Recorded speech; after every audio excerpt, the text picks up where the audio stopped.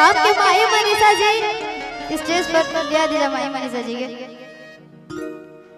किले के थरिया खोजे लतर करिया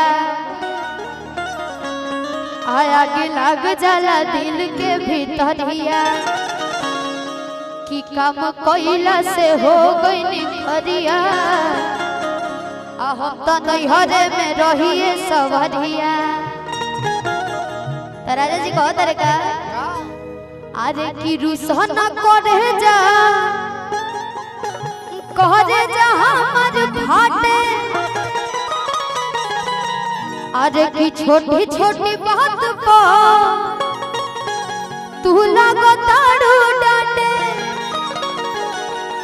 अरे पगली मर्दा कहता का माना नहीं हम थोड़ा सा स्मार्ट बने थोड़ा सा सुंदर बने लेकिन तोहरा से बढ़िया हमरा केहू ना लगेला।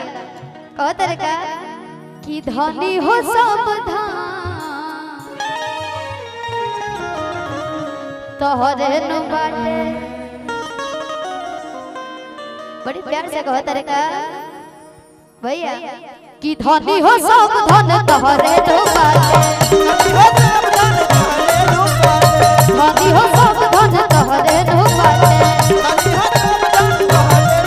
लेके धनिया खोजला तर करिया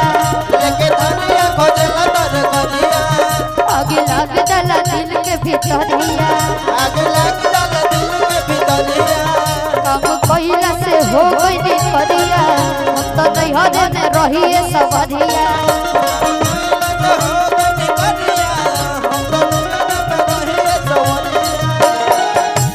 आज की रुसना करे जा हमर फाटे अरे की छोटी छोटी बात पर तू लगो ताड़ू डांटे धनी हो सावधान तोहरे नु बाटे।